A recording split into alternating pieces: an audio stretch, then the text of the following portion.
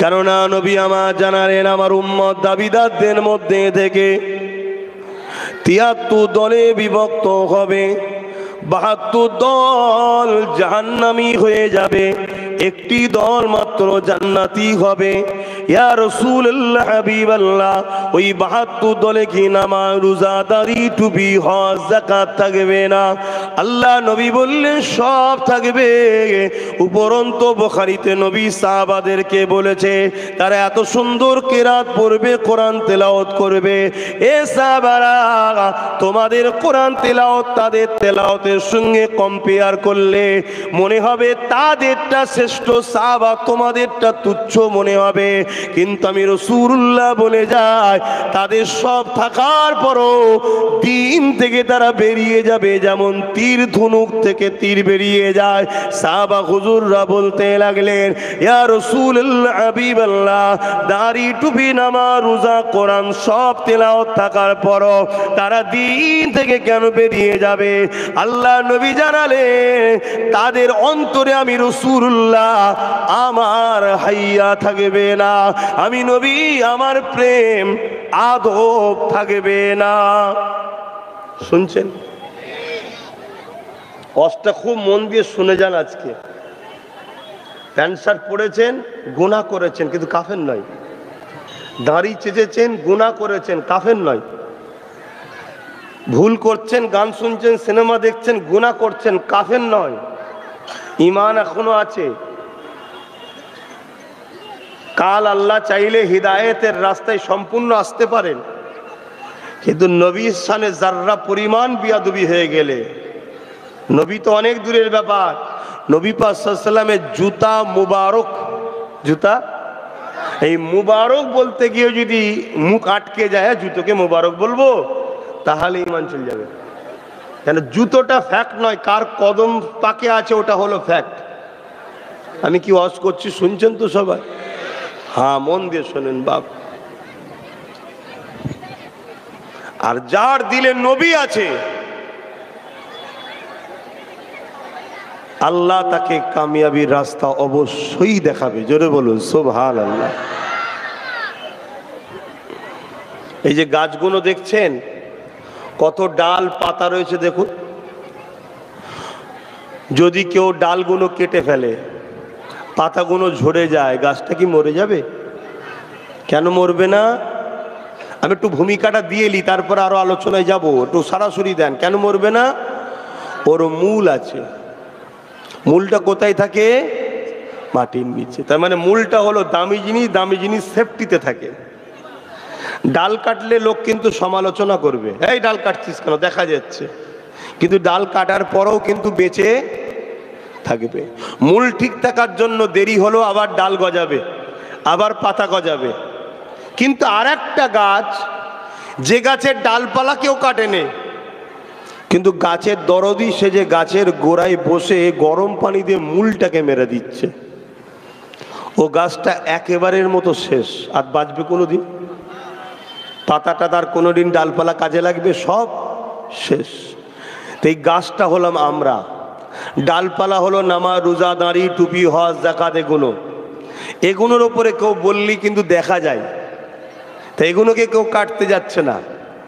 মুনাফিকরা গাছের দরদি সেজে, আমাদের দরদি সেজে, ইসলামের দুশ্মনদের টেকালি আমাদের সঙ্গে বসে ওই মূলটা হলো আমাদের ঈমান, ওখানে গরম পানি দিচ্ছে। তার মানে আমার নবীর শানকে ছোট করছে, আমার নবীর প্রেম ভালোবাসা আমাদের থেকে কেড়ে নিচ্ছে। কেন? আমি আবার একবার রিপিট করছি, আমাদের দিলে যদি নবীর প্রেম ভালোবাসা থাকে, পৃথিবীর কোনো শক্তি নেই আমাদের মিটাতে পারবে। জোরে বলো সুবহানাল্লাহ। আমরা সবাই বলি আল্লাহ আপনার রহমত ছাড়া বাঁচা যাবে না। আমার আগে মৌলানা সাহেব আলোচনা করছিলেন, ওমা আরসালনাকা ইল্লা রাহমাতাল লিল আলামিন। এই রহমতটা আল্লাহর কি? আল্লাহর রহমত ছাড়া বাঁচা যাবে না। আল্লাহর রহমতটা হলো আল্লাহ পাকের বন্ধু মুহাম্মদুর রাসূলুল্লাহ।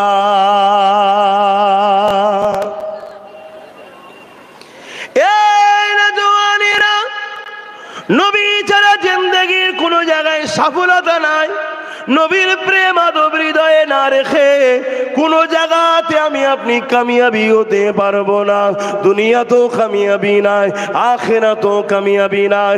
এই নবী পাকের প্রেম আদব হৃদয়ের মধ্যে রাখুন, নবীকে প্রেম করুন, ভালোবাসুন। কিন্তু আজ বড় দুঃখের বিষয়, পৃথিবী জুড়ে ৭২টা দল তৈরি হয়েছে, যাদের আকীদাতে নামাজ আছে, রোজা আছে, হজ আছে, যাকাত আছে, দান খায়রাত রয়েছে, কিন্তু তাদের মধ্যে আমার রাসূলুল্লাহর আলোচনা নাই, নবী পাকের শান মর্যাদার কথা নাই। তারা আমার নবীর মেরাজের কথা উম্মতকে শোনাতে চায় না, উপরন্তু মেরাজটাকে বলে বানাওটি ঘটনা। বলুন নাউজুবিল্লাহ। মেরাজ কি এমনি বানাটি ঘটনা? এই কথা যেই বলবে যে মেরাজটা মিথ্যা কথা, বানাটি ঘটনা, এ উম্মতের আর ঈমান থাকবে? তাহলে কি পলিসি চলছে বুঝতে পারছেন? এই জায়গাটা ঠিক করুন, এই জায়গাটাকে পাকাপুক্ত করুন, তাহলে দেখবেন আপনার লাইফ আস্তে আস্তে চেঞ্জ হচ্ছে, আপনার মধ্যে পরিবর্তন আসছে। আপনি দেখবেন কারো মাল ঝেড়ে খাবেন না, চিটিংবাজি করবেন না, মিথ্যা বলবেন না, ধোকা দেবেন না, প্রতারণা করবেন না। কেন?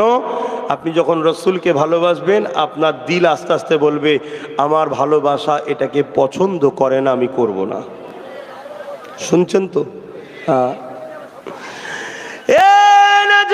তরুণেরা, আল্লাহ নবী দরবারে একজন ব্যক্তি এলো, আল্লাহ নবীকে বলতে লাগলেন, ইয়া রাসূলুল্লাহ, হাবিবাল্লাহ, আমি আপনার কাছে ঈমানের কলেমা পড়তে চাই, তবে আমি 3 ওয়াক্ত নামাজ পড়ব, 5 ওয়াক্ত নয়, 3 ওয়াক্ত পড়ব। আল্লাহ নবী বললেন, ঠিক আছে, তুমি 3 ওয়াক্তই পড়বে, আগে কলমা তো পড়ো। এটা নবীর জন্য ছাড়, আমাদের জন্য চলবে না। কারণ নবী হলো শরিয়াত, নবী হলো দ্বীন, নবী পাকের লাইফ স্টাইলটাই হলো কোরআন। এ নওজোয়ান তরুণেরা, আল্লাহ নবীর হাতে হাত দিয়ে ওই ব্যক্তিটা কলেমা পড়ে সাহাবী হয়ে গেলেন। দীর্ঘ 2-10 বছর কেটে যাবার পর একদিন ওই সাহাবীটাকে আর একজন সাহাবী জিজ্ঞাসা করতে লেগেছে, ভাই আপনি কয় রাকাত নামাজ পড়েন? ওই সময় এই সাহাবীটা বলে, আমি কলেমা যেদিন থেকে পরিচয় দিন থেকে 5 ওয়াক্ত নামাজ পড়ি এবং তাহাজ্জুদ আল্লাহ পড়ায়। বললেন, কেন আপনি 3 ওয়াক্ত পড়লেন না কেন? নবী তো আপনাকে 3 ওয়াক্ত পড়ার ছাড় দিয়েছে। ওই সাহাবীটা বলতে লাগলেন, কি করে আমি 3 ওয়াক্ত পড়তে পারি?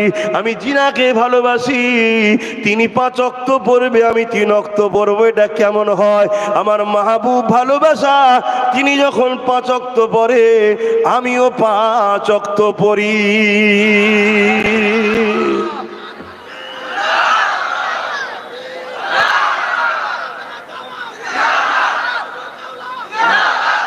তাহলে আমাদের হৃদয়ে নবীর প্রেম নেই বলেই আজকে কিন্তু আমরা ধ্বংসের দিকে। নবীর প্রেম হৃদয়ে আনুন, নবীর ভালোবাসা হৃদয়ে আনুন। তাহলে আমাদের থেকে কি কাটতে চাইছে ভাই বলুন?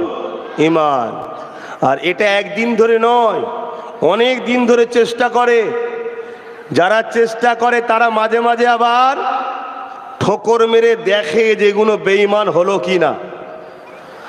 যেমন কদিন আগে, 2-3 দিন আগে এক পাগল অশিক্ষিত মূর্খ, সে বলছে নবী নাকি এক হাতে তরোয়াল আর এক হাতে হাদিস নিয়ে নাকি দিন প্রচার করেছে। শুনেছেন না শোনেন না? শুনেছেন না শোনেন? হ্যাঁ, এসব শয়তানের চেলা এগুলো। এদের লক্ষ্য আমাদেরকে শেষ করে দেওয়া। এরা এই কথাগুলো বলে টেস্ট করে যে উম্মতে মুহাম্মাদি জেগে আছে না ঘুমোচ্ছে। কিন্তু বড় দুঃখ, আমাদের ঈমান এত দুর্বল, এর বিরুদ্ধে কোনো প্রতিবাদ, লড়াই বা একে উপযুক্ত শাস্তি আমরা দিতে পারি না। কেন পারি না?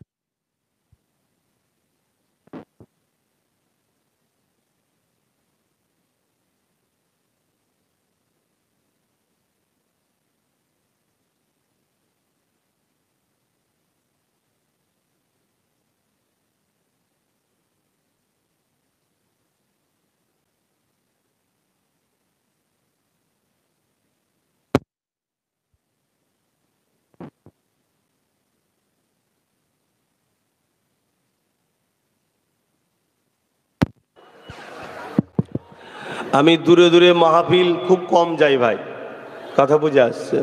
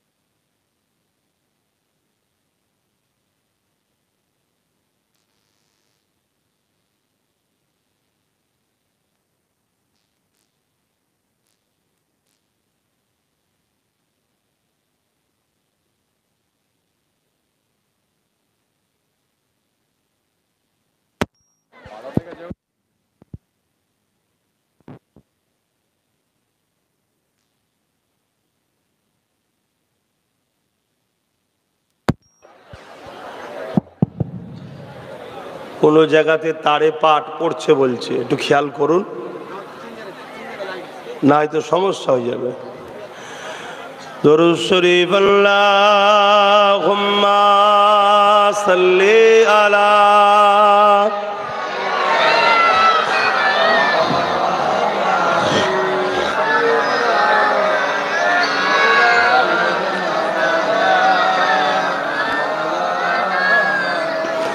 মুসলমান ঘরে ছেলেমেয়েরা, তরুণেরা, বাপেরা, ইমানদার কখনো আল্লাহ ছাড়া অন্য কাউকে ভয় করবে না। এ নওজওয়ান তরুণেরা, আল্লাহকে যারা ভয় করবে ফায়দা কি হবে? ওয়ালিমা খাফা মাকাম রাব্বিহি জান্নাতান, সূরা রহমানের মধ্যে আল্লাহ জানান, এ দুনিয়ার মানুষেরা, আমি আল্লাহ আমাকে যারা ভয় করবে আমি আল্লাহ তাদেরকে দুটো দুটো জান্নাত দেব। আর আল্লাহকে যারা ভয় করবে তাদেরকে দুনিয়ার প্রত্যেকটা জালিমরাই ভয় করবে।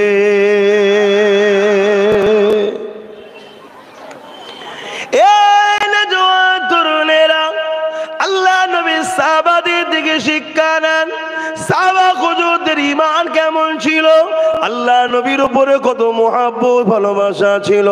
যখন বদরের ময়দানের জন্য আল্লাহ নবী মদিনার জমিনে এলান করে দিলেন, কে আছো বাবা চলো, মদিনার উপরে আবু জেহেল উতবা সন্ত্রাসরা হামলা করতে চাইছে, আমরা মদিনায় তাদেরকে প্রবেশ করতে দেব না।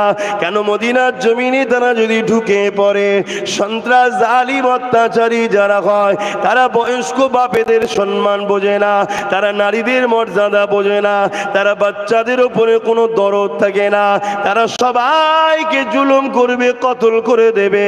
তাই মদিনার বর্ডারে গিয়ে তাদেরকে আমরা দাঁড় করিয়ে বুঝাবো যে তোমরা মক্কা থেকে আমাকে তাড়িয়ে দিলে, মক্কা থেকে আমি রাসূলুল্লাহ আল্লাহর হুকুমে চলে এলাম, তোমরা মক্কা জমিনে রয়েছো, আমি মদিনায় রয়েছি, কেন তোমরা মদিনাতে ডিস্টার্ব করতে এসেছো? চলো বাবা, কে আছো? সাহাবারা চলো বাবা। এ যুবকেরা, তরুণীরা, বাপেরা, একটা বাড়িতে বাপ আর বাটার মধ্যে কথা কাটাকাটি শুরু হয়ে গেছে। এই কথা কাটাকাটি কোনো দুনিয়ার স্বার্থে নয়। বাপ বলতে লেগেছে, বাবা ছেলে তুমি ঘরে থাকো, সংসার দেখো, আমি রাসূলুল্লাহর সঙ্গে ওই আবু জেহেল বাহিনীর ডিফেন্সে আগিয়ে যাব। ছেলে বলতে লেগেছে, না আব্বা, আপনার বয়স হয়ে গেছে, আপনি ঘরে থাকেন, আমি রাসূলুল্লাহর সাথে আবু জেহেলের মোকাবেলায় ডিফেন্সে দাঁড়িয়ে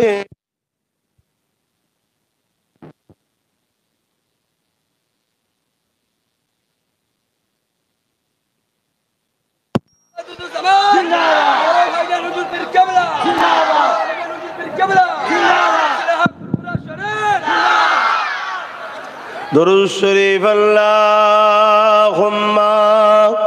সাল্লি আলা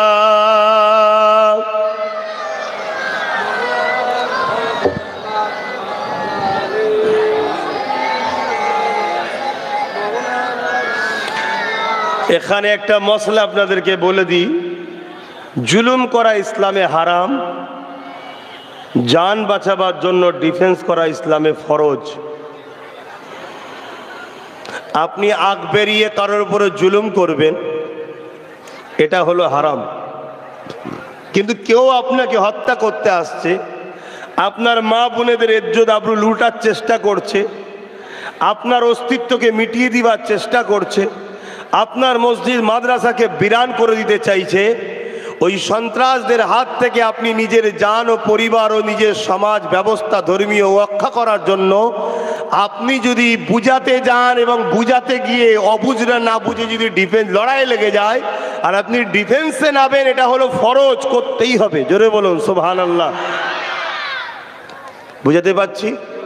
হ্যাঁ, জুলুম আলাদা জিনিস আর ডিফেন্স আলাদা জিনিস। বোঝাবার জন্য বলছি, পাকিস্তান সে টুকরো হয়ে বেরিয়ে গেছে, আমার দেশ মাতৃভূমি হিন্দুস্তান আমরা রয়েছি। পাকিস্তান যদি গায়ে জোর দেখিয়ে চীন আমেরিকা সাথ নিয়ে আমার দেশের ওপরে হামলা করতে আসে, জুলুম করতে আসে, আমাদের দায়িত্ব হলো ডিফেন্সে তাকে উপযুক্ত শিক্ষা দিতে হবে যে এখানে পাকা মরায়, তুই তোর জায়গায় ফিরে যা, আমি আমার জায়গায় থাকবো। এইটা করা ইসলামের জায়েজ। জোরে বলুন সুবহানাল্লাহ। তা আমার রাসূল পাক সাল্লাল্লাহু আলাইহি ওয়াসাল্লাম বললেন, কে আছো চলো। 1000-এর ওপরে আবু জেহেল বাহিনী আসছে, 430 কিলোমিটার তারা আগিয়ে এসে এই মদিনার উপরে হামলা করতে আসছে, জুলুম করতে আসছে, সন্ত্রাস তারা। তুমি আমি চলো গিয়ে দাঁড়াই, তাদেরকে বুঝাই যে তোমরা তোমাদের মক্কা নিয়ে থাকো, আমাদেরকে কেন ডিস্টার্ব করছো।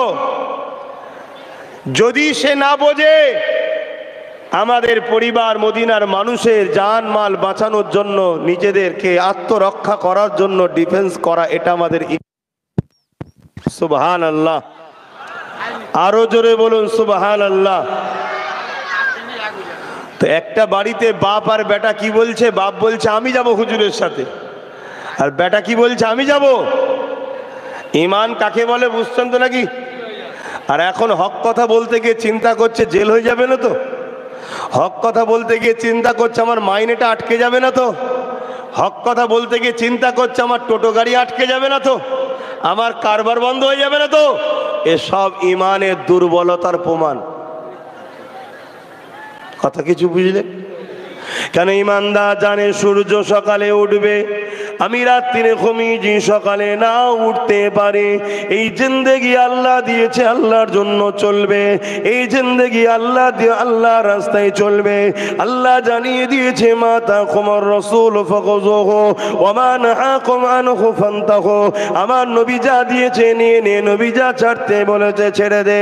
নবীর পক্ষে দাঁড়াবো, এটাই হলো আমাদের জিন্দেগি। এদের দুনিয়ায় আমাকে কে কি বলল দেখার দরকার নাই।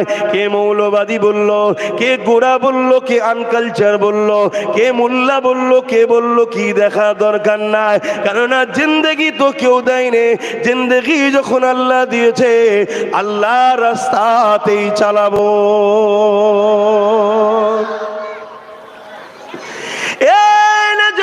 তরুণেরা, এই বাপ আর বেটার কথাটা আল্লাহ নবীর কাছে চলে এলো, আল্লাহ নবীর কাছে বিচার এসে গেল। বাপ বলতে লেগেছে আর রাসূলুল্লাহ হাবিবাল্লাহ, আমি আমার ছেলেকে বলছি ঘরে থাকতে, ও থাকতে চাইছে না, ও আপনার সঙ্গে যেতে চাইছে। হুজুর আপনি আমাকে ইজাজত দেন, ছেলেকে ঘরে থাকার জন্য ইজাজত দেন। ছেলে বলছে না ইয়া রাসূলুল্লাহ। কেন? আবু জেহেল 1000-এর উপরে, তাদের হাতে অস্ত্র তরোয়াল রয়েছে, তীর বল্লম রয়েছে। ইয়া রাসূলুল্লাহ আমাদের সংখ্যা অনেক কম, আমাদের তো কেউ কিছুই হাতে নাই। তাই হুজুর আমি যুবক ছেলে, আমাকে ইজাজত দেন। বাপ মুরব্বী মানুষ ঘরে থাকো। আল্লাহ নবী বড় খুশি হয়ে গেলেন। সাহাবাদের এই আল্লাহর রাহে হকের পক্ষে জীবন বলিদানের কথা দেখে রাসূলুল্লাহ বড় খুশি হলেন। আল্লাহ নবী বললেন আমার সাহাবারে, এ মুরব্বী সাহাবী, তোমার ছেলে ঠিক বলছে বাবা, তুমি ঘরে চলে যাও, তোমার বয়স হয়েছে, যুবককে যেতে দাও, যুবককে যেতে দাও। যুবক বড় খুশি হয়ে গেল।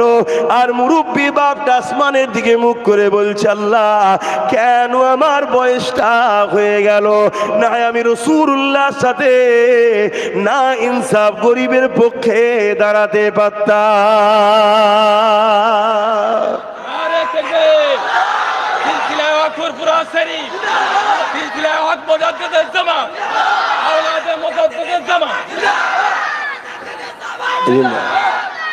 আজ যখন আপনাদেরকে বলা হয় এই আসো আমি নবীর বংশের আওলাদ, আমি উলামা, তোমাকে আমি হকের জন্য, গরিবের জন্য, এতিমের জন্য ডাকছি, আসো।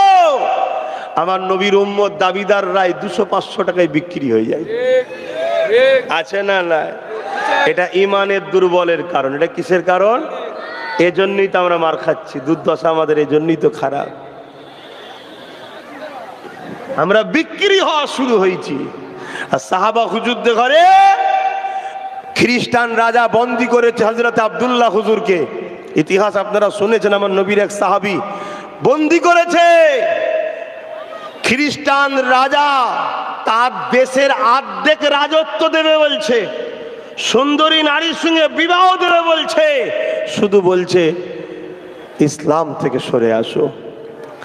সাহাবী বললেন আমি মরণকে পছন্দ করি, আল্লাহ রসুল ছাড়া পছন্দ করি না। জোরে বলুন সুবহানাল্লাহ। আর সেই নবীর উম্মত আজকে 200-500-1000-এ বিক্রি হই আমরা। তাহলে আমাদেরকে মারবে না, লুটবে না, আমার মসজিদের উপর আঘাত দেবে না, আমার ওয়াকাফকে লুটবে না, তো কাদেরকে লুটবে ভাই? আমাদেরই তো কর্মের ফল। তবে আল্লাহ তার ঘরের তো হিফাজত করবে ইনশাল্লাহ। কিন্তু আমরা আল্লাহর পক্ষে যখন নয়, আল্লাহ আমাদের রাখবে কেন? বাজার থেকে ধরুন বোঝাবার জন্য বলছি, একটা কিছু কিনে আনলেন, ধরুন এটা পাখা কিনেছেন, এই গরম আসছে, পাখা কিনেছেন, কি জন্য কিনেছেন? উদ্দেশ্য কি? হাওয়া খাবেন। ঘরে দেখছেন পাখা চলছেন, ওই পাখাটা আপনি নেবেন, রাখবেন? তাহলে আপনি যদি এটা ভালো বোঝেন, তাহলে আমার আল্লাহ আমাদেরকে সৃষ্টি করেছে একটা কারণ, তো সেই কারণে যদি আমরা না থাকি, আল্লাহ আমাদের রাখবে কেন? বলুন, আল্লাহ কেন রাখবে? তো এখনো সময় আছে, যুবকেরা পরিবর্তন হয়ে যান। আল্লাহ নবী সাহাবাদের দেখে আদর্শ জীবন গড়ুন। সাহাবা হুজুররা প্রতিটা লড়াইয়ের ময়দানে যাবার সময় দূরে কাজ শুকরানা নফল নামাজ পড়তেন, পরে আল্লাহ পাকের কাছে ফরিয়াদ করতে থাকতেন, ও রব্বি আল্লাহ পাক আপনার কাছে দোয়া চাই, মালিক হকের জন্য, গরিবের জন্য, ইনসাফের জন্য, ন্যায়ের জন্য, আপনার জন্য, রসুলের জন্য, জালিমদের অত্যাচার হাজারের মোকাবিলায় আমরা দাঁড়াতে যাচ্ছি। আল্লাহ পাক জালিমদের তীরের আঘাতে বা তরোয়ারের আঘাতে আমি যেন শহীদটা হয়ে যায় আল্লাহ, এইভাবে দোয়া চাইতে থাকতেন। তিনাদের মধ্যে থেকে একজনের নাম বলছি শোনেন, হযরতে সালাম করে হযরতে খালিদ বিন ওলীদ, যিনি আমার রাসূলুল্লাহর পক্ষে দাঁড়িয়ে, ইসলামের পক্ষে দাঁড়িয়ে 125 খানা লড়াই করেছিল, গরিবের পক্ষে, ইনসাফের পক্ষে, ইনসানিয়াতের পক্ষে, মানবতার পক্ষে, সভ্যতার পক্ষে, সন্ত্রাস আবু জেহেল, উতবা, সাইবা, মুনতাদের বিরুদ্ধে। এ নওজওয়ান তরুণেরা বাপেরা, এই 125টা লড়াইতে হযরত খালিদ বিন ওলীদ আল্লাহর কাছে দোয়া চাইতে থাকতেন, আল্লাহ আমি যেন জালিমদের আঘাতে শহীদ হতে পারি, আপনার পক্ষে দাঁড়িয়ে মৃত্যু হবে, মরণটা কত সুন্দর না হয়। 125টা লড়াইতে আল্লাহ পাক খালিদ বিন ওলীদকে বিজয় দান করে দিয়েছে।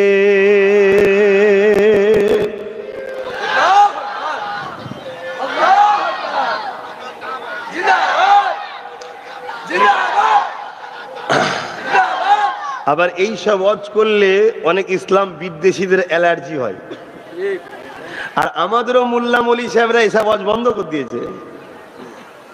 শুনছেন তো, এখন শুধু ফাজাইলের ওয়াজ হয়, এই দোয়া পড়লে এত নেকি, এই দোয়া বললে এত নেকি। দেখছি আমার বেঈমান নেতাও ঠিক থাকবে, দাও তো ঠিক থাকবে।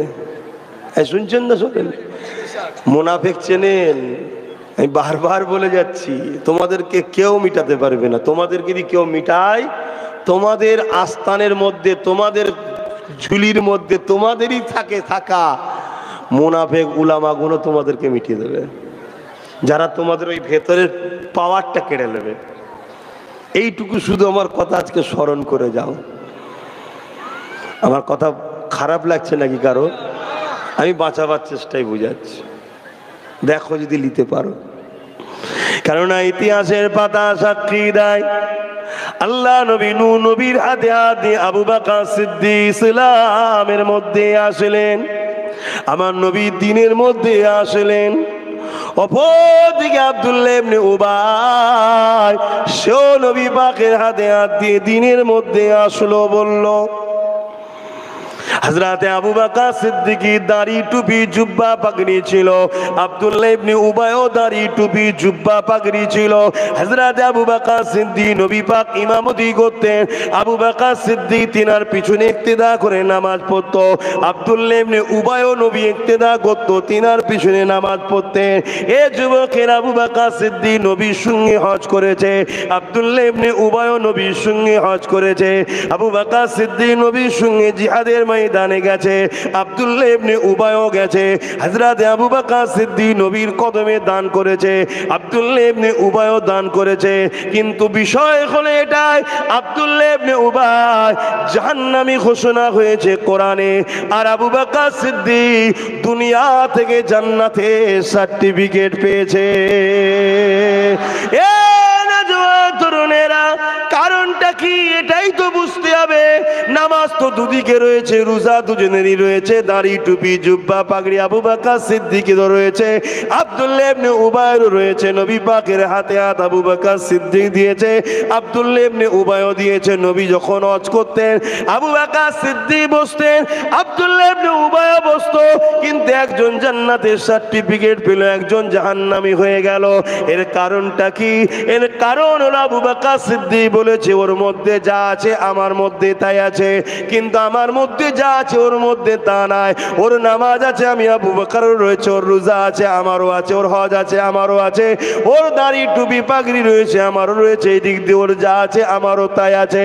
কিন্তু আমি আবু বকর, আমার হৃদয়ে কলবে আল্লাহ নবীর প্রেম আদব রয়েছে, যেটা আব্দুল্লাহ ইবনে উবাইয়ের নাই। ও মুনাফিক, এজন্য জাহান্নামী। আর আমি আবু বকর নবীর প্রেম আদব থাকায় জান্নাতি হয়ে গেছি।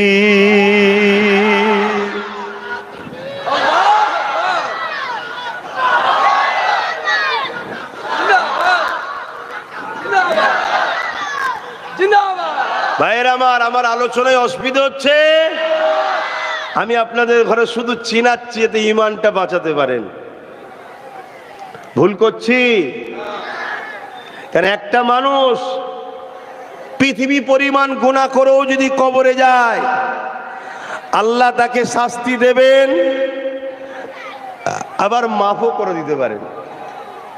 তেনার ব্যাপার। জাহান্নামে দেবেন, আবার নাও দিতে পারে, তবে দেবেন তিনি বলেছেন এই কাজ পাপ করলে, কিন্তু মাফও করে দিতে পারে, সেটা তার বান্দা, তিনি ভালো জানেন। কিন্তু আমি বলতে চাইছি, ধরুন পৃথিবী পরিমাণ গুনাহ করে ঢুকেছে, আল্লাহ তাকে জাহান্নামে দিয়েছে, ঈমান থাকার দরুন একদিন আযাব খেটে হলো বেরিয়ে আসবে, জান্নাতে যাবে। জোরে বলুন সুবহানাল্লাহ। কিন্তু অপর দিকে একটা লোক তাহাজ্জুদ পড়ে, নামাজ পড়ে, রোজা রাখে, হজ করে, দাড়ি রাখে, সব রেখেছে, কিন্তু তার দিলে নবীর প্রেম ও আদব নেই, এ বেটা জাহান্নামে ঢুকবে আর বেরোবে। আমি কি বুঝাচ্ছি বুঝতে পারছো? তাহলে ঈমানটার কতটা গুরুত্ব বুঝতে পারছেন না? আপনাদের ঘরে যদি বলা হয় মক্কা শরীফে নিয়ে যাওয়া হবে হজে, আপনারা যাবেন না? সবাই যাবে, ঠিক না বেটি? কিন্তু যেতে গেলে কি লাগবে? জোরে বলুন। ভিসা। ভিসা লাগবে। তো দুনিয়ায় এক দেশ থেকে আর এক দেশে যেতে গেলে ভিসা লাগে। পাসপোর্টে একটা স্ট্যাম্প থাকে, তাই তো নাকি? এটা ভিসা। তো দুনিয়ায় যদি এই সিস্টেম হয়, তো দুনিয়ার দেশ থেকে জান্নাতের দেশে যাবেন, ওখানে ভিসা লাগবে না? ওই ভিসাটা হলো এখানে আপনার স্ট্যাম্প লাগাতে হবে মুহাম্মদ রাসূলের প্রেম ও আদবের। জোরে বলুন সুবহানাল্লাহ। এটা